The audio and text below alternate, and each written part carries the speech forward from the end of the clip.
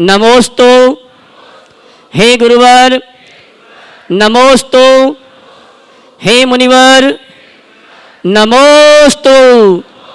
आइए चलते हैं इन्हीं सभी सूचनाओं के साथ परम पूज्य मुनिवर के श्री चरणों में नमन करते हुए उनके आशीर्वाद से हम और आप टीवी चैनल का विश्व विख्यात बहुचर्चित कार्यक्रम, जिसने जैन दर्शन के मर्म को जन जन तक पहुंचाते हुए लोगों के जीवन शैली को बदल दिया है, ऐसे शंका समाधान के कार्यक्रम को हम और आप प्रारंभ करेंगे। और मैं आमंत्रित करूंगा डॉक्टर विवेक जी जैन उदयपुर, उसके बाद तैयार रहेंगे सोमेश जैन कोटा, जिनके नाम लिए जाए पहले से यहाँ पर उपस्थित हो जाएं। नमोस्तु गुरुदेव, नमोस्तु। मेरी शंका है कि एक गृहस्थ अगर अपनी गृहस्थ अवस्था त्याग कर हमेशा के लिए आपकी शरणों में आना चाहिए तो उसको अपने परिवार, अपने माता पिता, अपने बच्चों के प्रति क्या कर्तव्य वो अचानक छोड़ के आ सकता है या उनकी कुछ कर्तव्य निभाकर आना चाहिए? देखिए, अगर गृहस्थ को अपनी गृहस्थी छोड़कर गुरु शरण में आना है तो पहले अपने व्यवहार से पूरे घर परिवार को संतुष्ट करना चाहिए, अपनी जिम्मेदारियां पूरी करनी चाहिए, उनसे अनुमति लेनी चाहिए। भाग करके आना ठीक नहीं है, जाग करके आना ठीक है। जो जाग कर आता है उसका त्याग चमकता है, और जो भाग करके आता है उसका त्याग धूमिल होता है। तो अंदर से जागो फिर त्यागो। श्रेयांशुति ग्वालियर, उसके बाद तैयार रहेंगे अमूल साहे गुड़गांव हरियाणा। नमोस्तु गुरुवर। गुरुदेव, मेरी शंका यह है कि हमें देवशास्त्र गुरु की भक्ति वैसे तो निस्वार्थ ही करनी चाहिए, लेकिन देवशास्त्र गुरु की भक्ति हमें निस्वार्थ ही करनी चाहिए, लेकिन फिर भी अगर देवशास्त्र गुरु की भक्ति स्वार्थ में भी की जाए तो उसका कोई पुण्य मिलेगा या उसमें हमें दोष लगेगा? देखो, एक ही बात है, भक्ति करो, निस्वार्थ करो तो सबसे उत्तम। निस्वार्थ करने वाले, निस्वार्थ भक्ति वालों का पुण्य गाढ़ा होता है, और जो लोग स्वार्थ सहित भक्ति करते हैं उनका पुण्य थोड़ा पतला हो जाता, पाप तो नहीं रखता। तो हमारा जो उद्देश्य है, हमें उस उद्देश्य को ध्यान में रखकर चलना चाहिए। सदैव एक बात का स्मरण रखें, पेड़ के नीचे जाकर छाया मांगने की बात क्या है? हम जब पेड़ के नीचे आए तो छाया अपने आप बरसेगी, पर जो नादान किस्म के लोग होते हैं उनका मन नहीं मानता, वो पेड़ के नीचे आकर के भी छाया ही मांगते हैं। जब समय आएगा वो भी सुधरे। सत्येंद्र जैन चमलेश्वर जी भीलवाड़ा, उसके बाद तैयार रहेंगे अमूल साहे गुड़गांव हरियाणा। नमोस्तु गुरुवर। मैं अतिशय क्षेत्र चमलेश्वर जी से लगभग 72 गांव लगते महाराज जी, सभी की ओर से आपको नमोस्तु करते हुए प्रार्थना कर रहा हूं सभी की ओर से कि आपके श्री चरण चमलेश्वर जी में पड़े तो हम सबका अहोभाग्य होगा। महाराज जी, मेरी शंका ये है, हम यात्रा करने जाते हैं, जहाँ तक हम पारसनाथ भगवान की टोंक तक पहुँचते हैं तो हमारे अंदर ललक रहती है कि अब वो टोंक आएगी, अब अगली टोंक आएगी, लेकिन पारसनाथ की टोंक पे पहुँचने के बाद ऐसे लगता कि सब कुछ यहाँ मिल गया, और जैसे नीचे उतरते हैं तो नहीं चाहते हुए आज जो जितनी ताकत है लोगों के अंदर, नहीं चाहते हुए भी महाराज जी ऐसे आता कि बाइक से नीचे चले जाएं या डोली कर लें। तो महाराज जी, बाइक से आने में पुण्य क्षय होगा या भावना पूरी है महाराज जी? तो हमें समाधान करें महाराज जी कि बाइक से जो आते हैं तो उनको पुण्य लगेगा या नहीं? गुरुदेव भैया, बाइक से आ रहे हो, बाइक वाला देख के गाड़ी चला रहा है, रास्ते में जीव जंतुओं को रौंद रहा है, उसका पाप क्या के बाइक वाले को लगेगा कि जो उस पर सवार होकर आ रहा है, जिसके निमित्त से बाइक चल रही है उसको होगा? किसको होगा? बोलो भाई। बैठने वाले को होगा महाराज जी। तब आप लोग तय कर लो कि हमें क्या करना है। समझ गए? चलिए, नमस्ते। देखो, अपना उत्साह भंग नहीं करना चाहिए, सब संकल्प के परिणाम से होता है। यदि हमारा संकल्प प्रबल हो तो अपने आप पाँवों में बल मिलता है। अब संकल्प शिथिल हो जाए तो फिर तो सब दिखता ही है और लोग सवार हो जाते हैं। हम देखते हैं जब परिक्रमा में जाते हैं ना, तो जंगल में सबके पाँवों में बल होता है, पर वो 7 किलोमीटर मधुपुर से लेकर के निमिया घाट तक का रास्ता में जब गाड़ियाँ दिखती हैं ना, सब पंचर हो जाते हैं, सबके संकल्प शिथिल हो जाते हैं। उसमें वे ही लोग पैदल चल पाते हैं जो ठान के जाते हैं कि हमको पैदल ही परिक्रमा करना है, नहीं तो बाकी सबकी परिक्रमा लंगड़ी हो जाती। समझ गए? तो अपनी वंदना ठीक करो, लंगड़ी मत करना। अमूल सहाय गुड़गांव हरियाणा, उसके बाद तैयार रहेंगे गुड़ायतन ट्रस्टी परिवार के भारतीय जैन अहमदाबाद। महाराज जी के चरणों में कोटि कोटि नमन। महाराज जी, जैन धर्म के अनुसार वास्तु शास्त्र का क्या महत्व है? अगर महत्व है तो क्या किसी घर या दुकान को किसी वास्तु मेथड से हम उसको ठीक कर सकते हैं? और दूसरी चीज़ है कि काफ़ी वास्तु एक्सपर्ट कहते हैं कि आप इसकी दिशा बदलो या रंग कलर बदलो तो ये ठीक करेगा, तो क्या ऐसा कुछ होता भी है? तो ये मेरा एक क्वेश्चन ये है। और दूसरा क्वेश्चन ये है कि अगर कोई इंसान डिप्रेशन से पीड़ित है, रात को सोने से पहले या कोई भी चीज़ की शुरुआत करने से पहले नेगेटिव थॉट्स आते हैं, तो इस चीज़ को कैसे वो दूर कर सकता है? देखो, वास्तु के संदर्भ में मैंने अनेक बार अपना मार्गदर्शन दिया है, पर चूंकि ये सवाल ऐसा है कि प्रायः उठता रहता है, इसलिए बीच बीच में मुझे इसका उत्तर दोहराना भी पड़ता है। देखिए, वास्तु कुछ नहीं है ये कहना ठीक नहीं है, पर वास्तु ही सब कुछ है ये मानना भी ठीक नहीं। वास्तु को मानिए, पर वास्तु का हवा अपने दिमाग पर मत होने दीजिए। समझ गए? एक बात सदैव ध्यान रखिए कि हमारे जीवन की व्यवस्था द्रव्य क्षेत्र काल भाव के अनुसार चलती है। वास्तु की शुद्धि आपने की तो वह केवल क्षेत्र की शुद्धि है। क्षेत्र की शुद्धि के साथ द्रव्य काल भाव भी तो जुड़ता है। अगर आप खूब अच्छे से वास्तु के अनुरूप अपना निर्माण कर लिए, लेकिन आपके कर्म की परिणति अच्छी नहीं है, तो वास्तु क्या करेगा? समझ गए? उसी घर में लोग फले फूले तब वास्तु का दोष नहीं था, और कोई व्यक्ति कोई चूक कर गया, थोड़ा नुकसान होने लगा, डाउनफॉल हो गया, तो वास्तु का दोष आने लगा।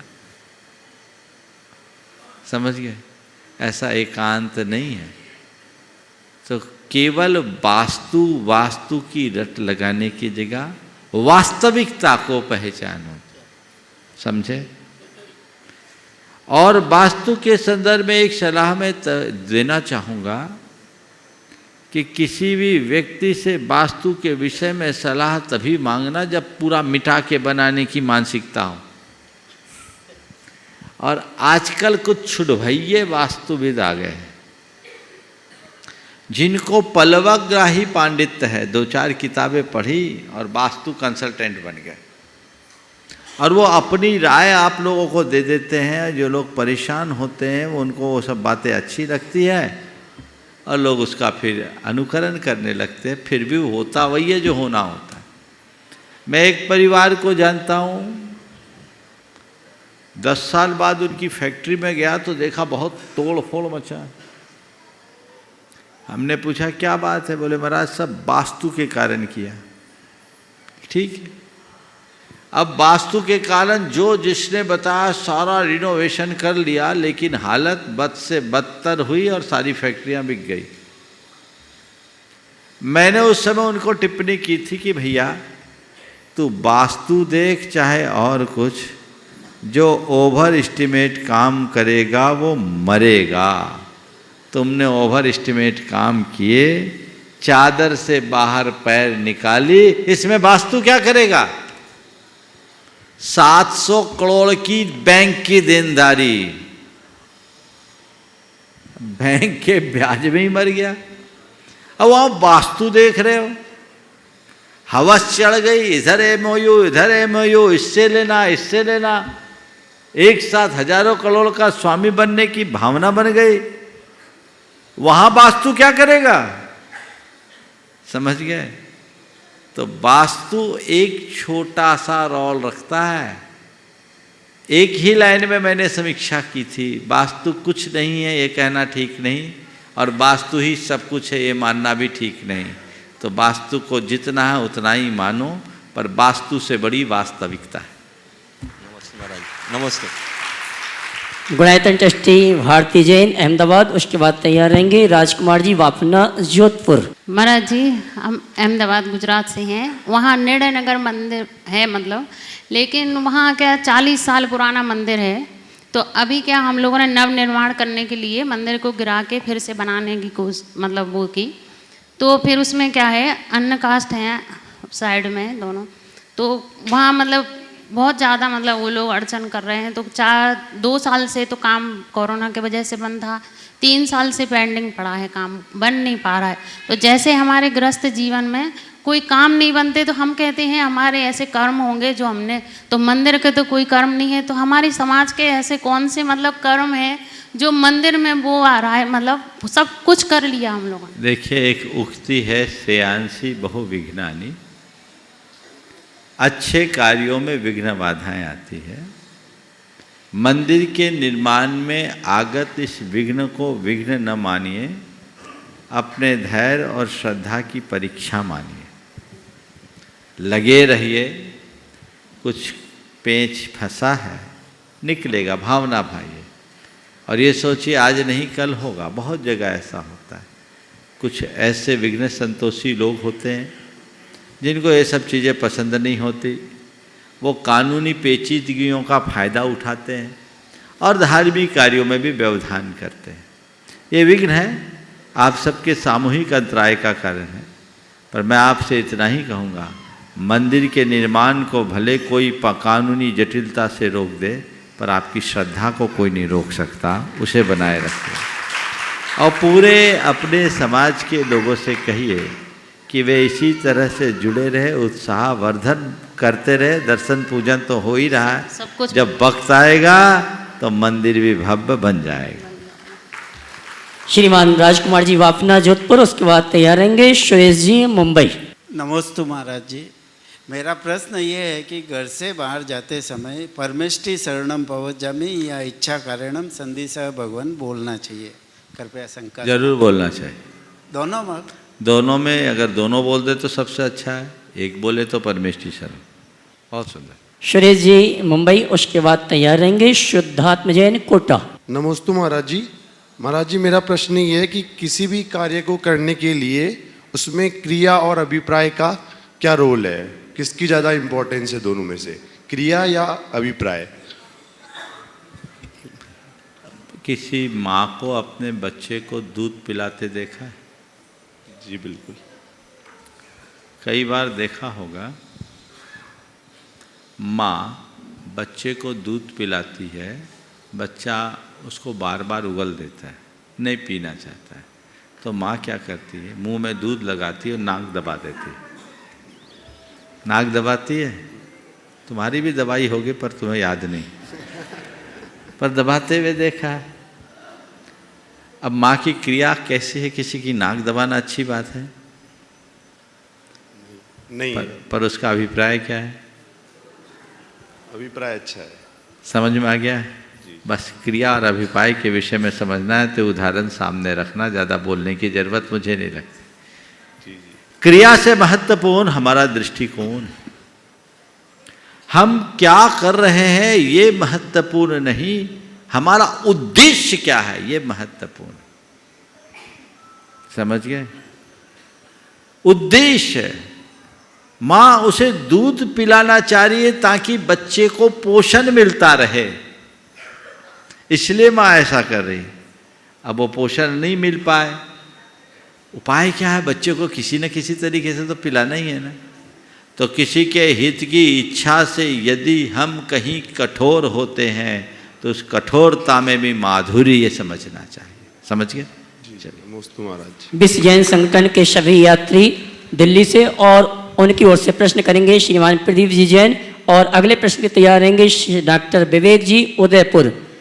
विश्व जैन संगठन के सभी साथी यात्री सभी एक साथ खड़े हो जावे, नमोस्तु करेंगे और उनकी ओर से प्रश्न करेंगे प्रदीप जी। अच्छा, अरे मुनि सर, मैं विश्व जैन संगठन से आया हूँ। उसी संगठन की ओर से आपके चरणों में बारंबार वंदन करता हूँ। हमारा संगठन जो विश्व जैन संगठन है, संवेद शिखर के लिए जो गजट पारित हुआ है, उसके लिए जो आंदोलन चला रहा है, उसके लिए आपके आशीर्वाद की हमें बहुत आवश्यकता है। आपका आशीर्वाद हमें मिलेगा तो अभी हम सफल हो पाएंगे, हमारी ऐसी भावना है। क्योंकि संतों के आशीर्वाद के बिना शायद कोई भी कार्य हमारा सफल नहीं हो सकता। हमारी समाज उसके बिना अधूरी है और उसको करना हमारे लिए बड़ा ज़रूरी है। क्योंकि संवेद शिखर अगर पर्यटक स्थल बन जाएगा, बाहर से दुकानें लग जाएंगी वैसी, तो नहीं रह पाएगा। तो इसके लिए हमें आशीर्वाद चाहिए। देखिए, विश्व जैन संगठन एक अच्छा कार्य कर रहा है और बड़ी प्रसन्नता है कि इस विषय में समाज को जागरूक करने के लिए प्रयासरत है। पर मेरा आप सबसे ये कहना है कि कोई भी कार्य करे तो पहले उसकी ठोस कार्य योजना बनाए। जब हम लोग कोई बृहद कार्य योजना बनाकर काम करते हैं तो उसका सही अंजाम निकलता है। आजकल लोग सोशल मीडिया का प्रयोग करके कोई भी कार्य है फटाफट आगे बढ़ाने की प्रवृत्ति में लग जाते हैं, तो उससे कई बार वांछित परिणाम नहीं मिल पाता। अभी की जो स्थिति है, मुझे नहीं दिखता कि किसी आंदोलन से इस तरह के कार्यों में सफलता मिलेगी। मैंने पहले भी इस विषय में बात की।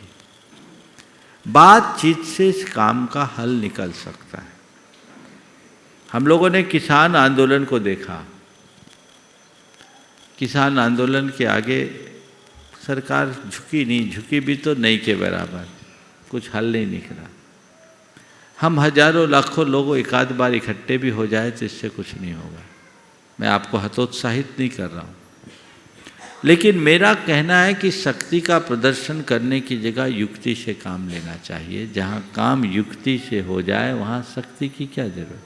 सरकार के साथ अपना संवाद बनाकर उनसे बातचीत करनी चाहिए।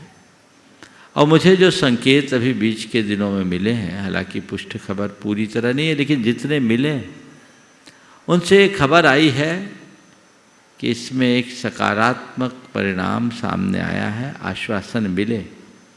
हालांकि जब तक वह पूरी तरह से औपचारिक तौर पर घोषित न हो, हमें इसे स्वीकार नहीं करना चाहिए, पर इसे बहुत व्यापक तरीके से देखना चाहिए। साथ ही इको सेंसिटिव जोन के रूप में जो वाइल्ड लाइफ सेंचुरी के अंतर्गत रखा गया और जिसको लेकर के पर्यटन स्थल आदि की बातें आ रही है, मैंने उस गजट नोटिफिकेशन को भी पढ़ा है। इसके भी दोनों पहलू हैं। सबसे पहले समाज के सभी वर्ग को बैठकर इसके हानि और लाभ पर विचार करना चाहिए, विशेषज्ञों से राय लेनी चाहिए, एक ठोस कार्य योजना बनाकर एक स्वर में बात करनी चाहिए। जब हम एक स्वर में बात करेंगे तो परिणाम आएगा।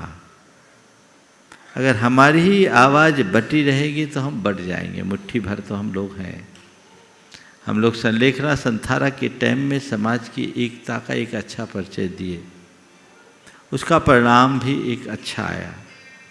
इसी दिशा में हमें संवेद शिखर, वो तो हमारी आन बान शान है, इसकी सुरक्षा के लिए तो प्राण अर्पित करने की भी नौबत आए तो हमें तत्पर रहना चाहिए, उसमें सोचना नहीं चाहिए।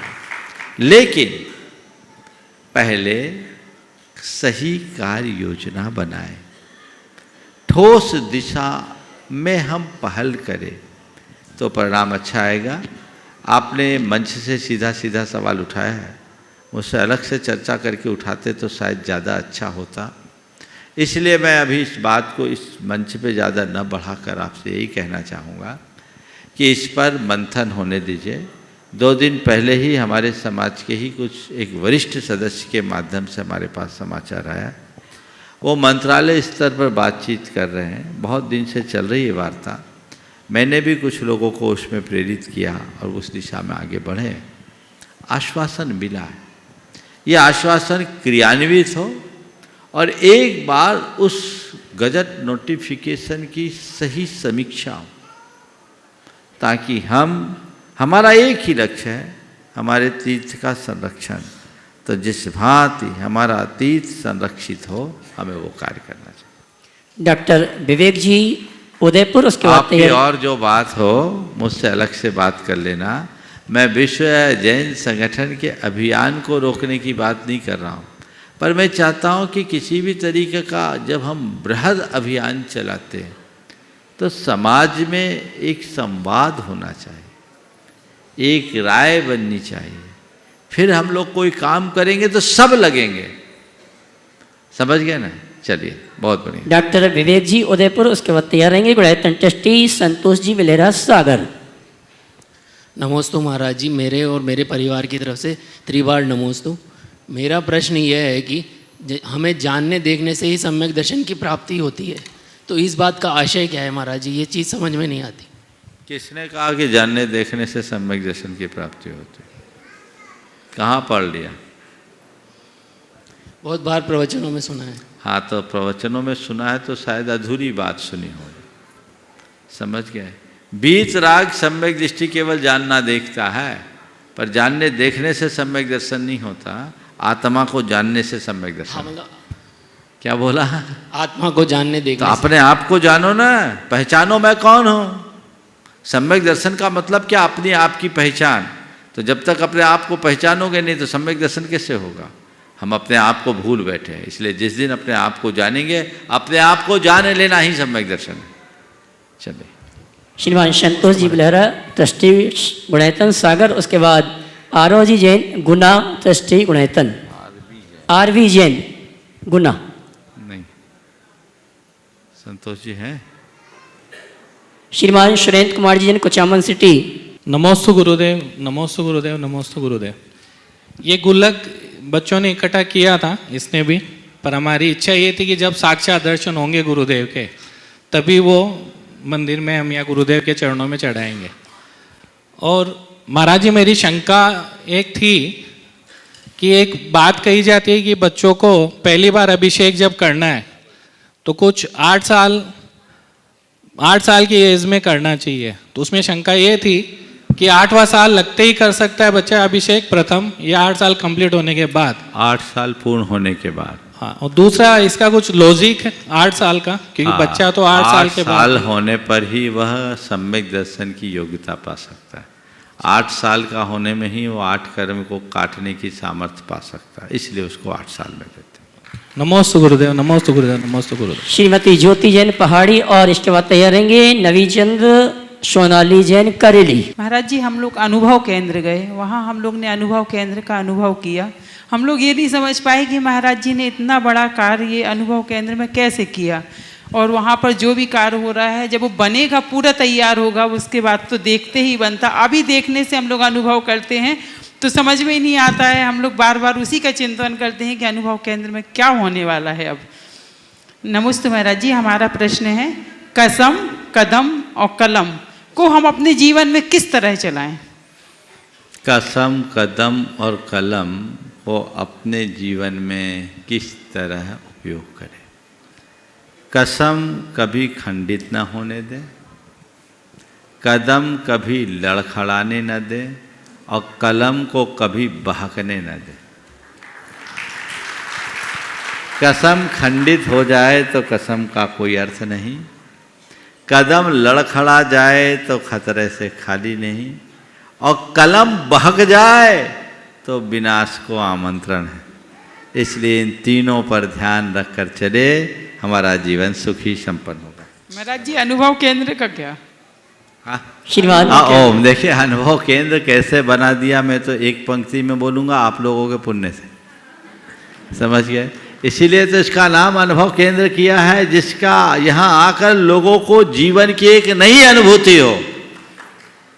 मैं तो एक ही बात कहता हूँ, जब अभी केवल ढांचा देखकर आपका अनुभव बदलता है, तो जब उसकी पूरे स्वरूप को आप देखोगे, जीवन में एक नया अनुभव होगा। मेरी एक ही कोशिश है कि बच्चे बच्चे के हृदय में एक नई अनुभूति प्रकट हो, जिससे वो अपने जीवन में एक बड़ा रूपांतरण घटित कर सके। एक ट्रांसफॉर्मेशन होना चाहिए, बदलाव, व्यापक बदलाव। और मुझे पूर्ण विश्वास है कि वो जरूर होगा और हम उसमें सफल होंगे। नमस्ते श्रीमान नवीन चंद जी सोनवाली जैन करेली, उसके बाद तैयार रहेंगे कोषाध्यक्ष गुणायतन श्रीमान NL जैन साहब जयपुर। नमोस्तु नमोस्तु।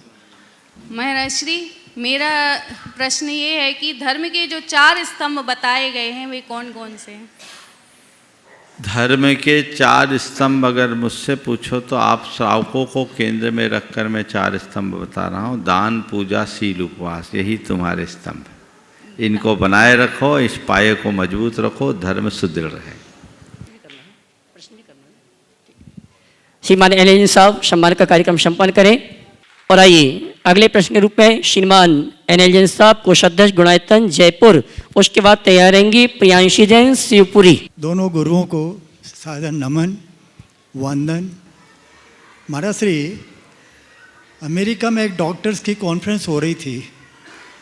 उसमें एक डॉक्टर ने अपना प्रतिवेदन दिया और उस प्रतिवेदन में उसने कहा कि मुझे, मेरा और मैं, तीनों शब्द का जो कोई आदमी प्रयोग करता है तो उसको हार्ट अटैक के चांसेस ज़्यादा हैं। जब उससे पूछा गया कि भाई आप कैसे कर रहे हो, तो बोले मेरा ये एक अनुभव है और मैं अनुभव के आधार पे ऐसा कह रहा हूँ कि ये ऐसा होता है। उसने बाद में ये बोला कि आपने अनुभव कैसे लिया? उन्होंने बोला कि जब आदमी आत्म केंद्रित हो जाता है तो फिर ये ऐसा होता है। महाराज जी, क्या ये सही है? डॉक्टर ने आज बोला, बहुत बहुत धन्यवाद दीजिए उस डॉक्टर को कि वो हमारी बात को खोल रहा है। आपने जो बोला कि मुझे, मेरा और मैं की विचारधारा में जीने वाले लोगों को हार्ट अटैक ज़्यादा होता है और बिल्कुल आत्म केंद्रित होने के कारण हार्ट अटैक होता है, ये आज बोला जा रहा है। मुझे नहीं मालूम ये प्रतिवेदन या कोई शोध पत्र है, किस आधार पर, कहाँ प्रकाशित है। यदि है तो इसे प्रचारित करना चाहिए, क्योंकि ये तो हमारी संस्कृति का मूल तत्व है। हमारी आत्मा के पतन का मूल कारण अहंकार और ममकार है। मुझे, मेरा, मैं, यही तो अहंकार और ममकार है, जो मोह की परिणति है। अंदर होता है, आसक्ति बढ़ती है और आसक्ति मूर्छा को उत्पन्न करती है। उससे हमारे हार्ट बीट में अंतर होता है। आप देखिए, दुनिया में कुछ भी हो जाए आपको कुछ फर्क नहीं पड़ता, लेकिन जहाँ आपका मेरा जुड़ता, आपकी हार्ट बीट बढ़ती कि नहीं बढ़ती? तो जिससे हमारा लगाव होता है, जुड़ाव होता है, जिसमें हमारे स्वामित्व की भावना होती है, वो इधर से उधर हो जाए, एक तिनका भी इधर से उधर होता है, तकलीफ होती। इसलिए हमारे शास्त्र कहते हैं, जो मूर्छा को जीत ले, जो ममत्व को जीत ले, वो हर पल आनंदमय रहता। तो अपने जीवन को आनंदमय बनाए। निश्चित उन्होंने जो कुछ कहा है, अपने अनुभव से कहा है। मैं तो कहता हूँ इस अनुभव की प्रामाणिकता और बढ़ जाएगी यदि इसे हम तथ्यात्मक अध्ययन के साथ प्रस्तुत करें। निश्चित ये होगा अगर कुछ ऐसे व्यक्ति की EEG और MEG कराई जाए, उसको देखा जाए, उसके माइंड का स्टेट चेक किया जाए, देखा जाए, तो मुझे लगता है कि ज़रूर ये कुछ ऐसा होगा कि जब हमारे भीतर इस तरह की भावनाएं होती है तो हमारे शरीर के अंतःस्रावी ग्रंथियों में कुछ परिवर्तन होता है और उस समय हमारे हृदय की धड़कन में भी बदलाव आता होगा। और यदि ये अध्ययन वैज्ञानिक तरीके से किया जाए तो मुझे लगता है जरूर कोई चौंकाने वाले परिणाम आएंगे। प्रियांशी जैन शिवपुरी, उसके बाद तैयार रहेंगी पृथ्वी रामटेक चंद्रगिरी से ब्रह्मचारिणी स्वाति और ब्रह्मचारिणी अंजलि दीदी। दोनों महाराज जी के चरणों में मेरा कोटि कोटि बार बार वंदन एवं मेरी परिवार की तरफ से बार बार वंदन, बार बार वंदन। महाराज जी, अगर किसी जीव की मृत्यु हो जाती है और वह देव गति को प्राप्त होता है तो क्या वह अपने घर कभी वापस आते हैं? वो आए या ना आए, घर वाले तो बुलाते ही रहते हैं। घर वालों के दिमाग में बैठा रहता है। सो हो सकता है घटनाएं सुनने में आती है कि वो आ जाए, लेकिन मैं तो एक ही बात जानता हूँ, आज शास्त्र कहते हैं वैमानिक देव आज लौट के नहीं आते, भवनवासी व्यंतरादिक देव भले आ जाए। चलिए हाँ। बहन स्वाति, अंजलि, रामटेक, चंद्रगिरी, पृथ्वी स्त्री। इसके बाद तैयार रहेंगी अशित, अर्चना, वेनाडा, गुणैतन ट्रस्टी, कोलकाता। महाराज श्री के चरणों में मेरा बारंबार नमोस्तु नमोस्तु नमोस्तु। महाराज श्री ऐसा कहते हैं, डांट के बिना शिष्य और शिष्य का संबंध क्या। पर देखा जाता है कि यदि बच्चों को ना डांटा जाए तो वो पढ़ते नहीं। अधिकांश बच्चे, छोटे बच्चे तो भय के कारण ही पढ़ते हैं। और जब बच्चों पर हम लोगों ने अध्ययन किया, इस बार हम लोगों ने उनसे पूछा कि जब हम लोग आपको डांटते हैं तो आपको कैसा लगता है, तो वो कहते हैं कि दीदी हमें थोड़ी देर तक, मतलब 10 मिनट तक तो कुछ समझ में नहीं आता और कुछ याद भी नहीं होता, आप क्या बता रहे ये भी समझ में नहीं आता। और ये जब उनसे हर व्यक्ति जैसे कहते हैं कि प्रशंसा और सम्मान का भूखा होता है, और बच्चों को यदि जब प्रोत्साहन देते हैं तो वो बहुत जल्दी आगे बढ़ते हैं और ज़्यादा लर्न करने लगते हैं। तो महाराज श्री मेरा ये क्वेश्चन है कि आपका इसमें विचार क्या है कि बच्चों को डांट से किस तरह और कितना प्रोत्साहन दिया? आप मेरे विचार पूछ रहे हैं, खड़े रहे 2 मिनट, मैं अपना अनुभव बताता हूँ। हम लोग तो ठुक पिट के पढ़े, अपने ज़माने में तो ठुकाई पिटाई होती थी कि नहीं, बोलो हाँ। और वो जो डिसिप्लिन है वो जीवन का अनुभव है। घर में भी ठुकते थे और स्कूल में भी ठुकते थे, है ना। और स्कूल में कुछ उदंडता करके गए, घर में शिकायत पड़ी तो घर में और ठुकाई होती थी। अब आज सिस्टम बदल गया। अब बच्चों को अगर किसी तरह की इस तरह की प्रताड़ना दे दी जाए तो उसे एक अपराध के रूप में देखा जाने लगा है। एक बहस का विषय में, उस विषय में कोई राय नहीं देता, लेकिन व्यक्ति को मैनर्स तो सिखाना चाहिए, उसको अपने कर्तव्यों पर दृढ़ रखना चाहिए। हमारे नीति की ग्रंथों के अनुसार अगर बात करें तो लाडिएट चतुवर्षानी 10 वर्षानी ताड़िए, जायते तु 16 वर्षे मित्रवत समाचरे। 4 साल तक लाड प्यार रखो, 10 वर्ष तक खूब कंट्रोल में रखे, फुल कस्टडी में। लालनाथ बहवा दोषा, ताड़नाथ बहवा गुना, ये नीति के वाक्य है। लाड में व्यक्ति बिगड़ता है और लात खाकर आदमी सुधरता है, डांट में सुधरता है। अब ये एक अलग विषय है, मैं बोलूँगा तो बहुत सारे लोग मुझे पुराने ख्यालों का इंसान कह देंगे, लेकिन आज जो खामियाजा है घर घर में देख रहे हैं, और इसकी एक वजह है। पहले बहुत संतान होती थी ना, तो ठुकने पिटने की ज़्यादा परवाह नहीं होती था, अब एक ही होता है, और अगर हो जाए तो परिवार के लोग भी चढ़ बैठे। निर्ममता तो नहीं होनी चाहिए, पर डर होना चाहिए। मैं अपने ही अनुभव की बात कह रहा हूँ। हालांकि मेरा ये सौभाग्य रहा कि मुझे पूरे स्कूल के जीवन में एक बार के अलावा कभी पिटने का मौका नहीं आया। मैंने कभी ऐसा काम ही नहीं किया, शिक्षकों का आदर का पात्र रहा।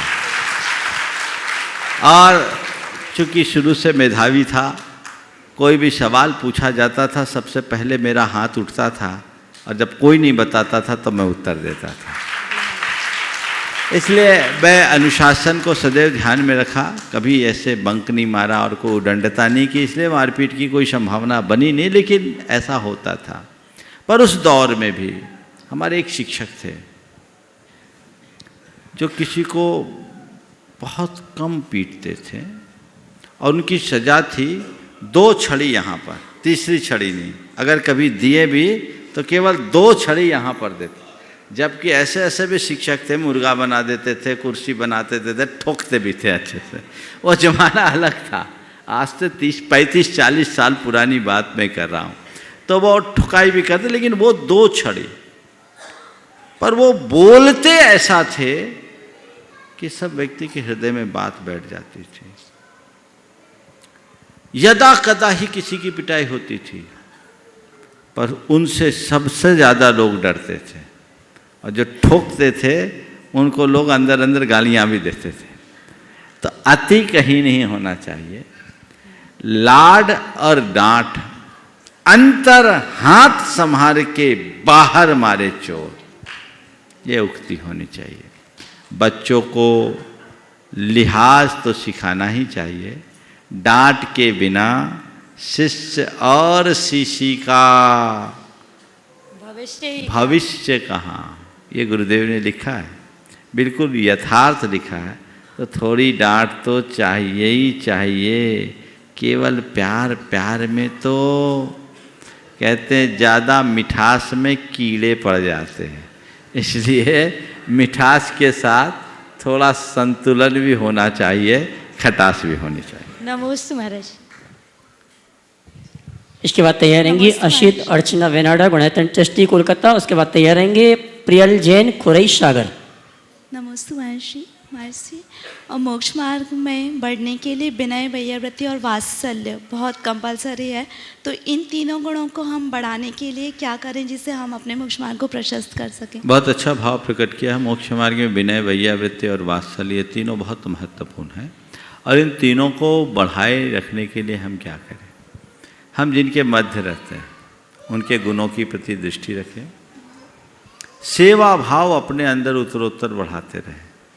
गुणानुरागी दृष्टि होगी तो हमारा अपने आप सामने वाले के प्रति लगाव होगा, हम विनय भी करेंगे, और हमारे अंदर सेवा का भाव होगा तो स्नेह वात्सल्य अपने आप बढ़ेगा। ये दोनों चीज़ें ध्यान रखें। अशित अर्चना वेनाडा, गुणायतन ट्रस्टी कोलकाता, अपने प्रश्न को रखें। उसके पूर्व में सभी आदिनाथ यात्रा संघ पानीपत से जो भी श्रावक श्राविका आए अपने स्थान पर खड़े होकर परम पूज्य मुनिवर के श्री चरण में नमन करते हुए आशीर्वाद प्राप्त करेंगे। इसी क्रम में कोटा दिगंबर जैन समाज जो समूह आया, ये सभी खड़े होकर परम पूज्य मुनिवर के श्री चरण में नमन करते हुए आशीर्वाद प्राप्त करेंगे। बारी बारी से, हाँ बोलिए। नमोस्तु महाराज जी। महाराज जी, अभी आपका प्रवचन श्रृंखला कुरल काव्य पर हो रहा है, जो कि बहुत ही प्रेरणादायक है। कभी कभी लगता है महाराज जी कि आप मेरे लिए ही प्रवचन कर रहे हैं। जो दोष आप दिखाते हैं हम सबको, तो लगता है कि सारे दोष मेरे अंदर ही है। फिर आप कुरल काव्य से उसको इतना सुंदर तरीक़ा से समझाते हैं कि लगता है कि इसको अपनाए तो जीवन सुधर जाए। महाराज जी, कैसे आपके मन में आया कि कुरल काव्य से ही प्रवचन हो, और इसको समझते शैली भी आप बहुत अद्भुत तरीके से बताते हैं, तो महाराज जी ये कैसे होता है? बहुत ही अच्छा प्रवचन। मेरे मन में कैसे आया है तो बात का विषय है। जब तुम लोगों को लग रहा है कि मेरे लिए बोल रहे तो उतार क्यों नहीं रहे हो? को उतारते हैं महाराज जी। बस मैं सबसे एक बात कहना चाहता हूँ, प्रवचन का मतलब ही यही है जो सुनने वाले को लगे कि ये केवल मेरे लिए है। आप लोगों से एक सलाह देता हूँ, प्रवचन कभी मत सुनना, प्रवचन सुनना बंद कर दो। आप लोग प्रवचन सुनना बंद कर दो, गुरु की वाणी को मेरे लिए दिया गया मार्गदर्शन मान करके सुनो। प्रवचन सुनते सुनते तो युग बीत गया, एक ही मानसिकता, महाराज का काम सुनाना, हमारा काम सुनना, सुनना ही मेरा धर्म है। नहीं, सुनने को धर्म मत मानो, धर्म करने के लिए सुनना शुरू करो, तो कहीं जाकर जीवन बदलेगा। तो मैं तुम्हारे माध्यम से सबसे कहूँगा कि आप सुने तो उसे इस तरीके से सुने जो जीवन को स्पर्श कर सके। आपने पूछा कुरल काव्य को ही क्यों चुना? अब मुझे प्रवचन तो करना ही, और आप लोगों को रोज़ नया नया प्रवचन चाहिए, तो नया नया प्रवचन चाहिए तो नया नया आधार तो कुछ ना कुछ चाहिए, तो कोई ना कोई माध्यम तो चाहिए।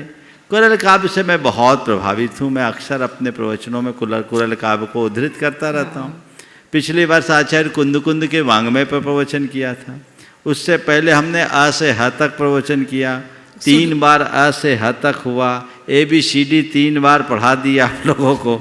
हमने कहा इस बार कुरल काव्य हो जाए, अभी आधा के करीब हुआ है, आधा और बाकी है, चलेगा, लाभ लेते रहे। ये कुरल काव्य एक ऐसा ग्रंथ है जिसे हम संप्रदायातीत ग्रंथ कह सकते हैं, जिसमें सीधे अध्यात्म, नीति, आचार और धर्म चारों का समावेश है। जीवन मूल्यों का इतना सरस विवेचन अन्यत्र देखने को नहीं मिलता। तो मुझे लगा ऐसे सर्वोपयोगी सर्वग्राही ग्रंथ का प्रचार होना चाहिए। मैं प्रवचन तो अपने ही शब्दों में करता हूँ, उनके तो वाक्यों का आलम्बन लेता हूँ, उसको छोड़ करके भी प्रवचन कर सकता था, पर मैं सोचता हूँ इसके माध्यम से यदि लोग ग्रंथ से भी परिचित हों तो ज़्यादा अच्छा। नमोस्तु महाराज जी। मैं पुनः आवाज़ दे रहा हूँ। आदिनाथ यात्रा संघ के सभी यात्री पानीपत से जो यहाँ पर उपस्थित हैं, अगर यहाँ पर हैं तो खड़े होकर परम पूज मुनिवर के श्री चरणों में नमन करते हुए आशीर्वाद प्राप्त करें। और अगले प्रश्न के लिए गिरीश चंद गुणायतन ट्रस्टी नौगामा वाशवाड़ा। बहुत सुंदर आशीर्वाद। हाँ गिरीश जी। नमोस्तु मुनिवर। आगम के अनुसार शांति धारा कब से शुरू हुई और इसका क्या महत्व है, और इसके द्वारा हमारी इच्छा की मांग करना या पूर्ति करना कहाँ तक उचित है? देखिए शांति धारा के संदर्भ में मार्गदर्शन जब मैंने आगम में देखा तो सबसे पुराना उल्लेख देखने को मिला आदि पुराण। जब भरत चक्रवर्ती को 16 अशुभ सपने आए, उसका मन उद्विग्न हो उठा, तो उसने अपने मन की शांति के लिए अनेक कर्म किए, बहुत सारा उल्लेख है, और भगवान का अभिषेक किया, ऐसा उल्लेख वहाँ मिलता है। वो अभिषेक शांति धारा का ही एक रूप है। शांति के लिए अभिषेक ही शांति धारा। दूसरा, जब भगवान का जन्म कल्याणक होता है तो इंद्र शांति धारा करता है। माघ नंदी के अभिषेक पाठ में इति बृहत शांति मंत्रेण अभिषेकम करूम, ये भी शांति धारा का उल्लेख कराता है। समझ गए? तो इन सब बातों से ये तो स्पष्ट होता है कि शांति धारा जगत की शांति के लिए की जाती है। अब आपका जो दूसरा पहलू है कि यदि हम व्यक्तिगत शांति के लिए शांति धारा करते हैं तो क्या दोष नहीं है? अरे हम तो रोज़ भगवान की पूजा के बाद शांति पाठ करते हैं कि नहीं? सारे जगत की शांति है और सारे जगत की शांति में मेरी भी शांति हो जाए, इसमें कहने में कोई दोष नहीं है। उसे लेकर के चलना चाहिए। इस प्रकार आज के इस सत्र को परम पूज्य गुरुदेव के चरणों में नमन अर्पित करते हुए मैं यहीं पर विराम दे रहा हूँ। बोलिए परम पूज्य आचार्य गुरुवर श्री विद्यासागर जी। जय जय जय।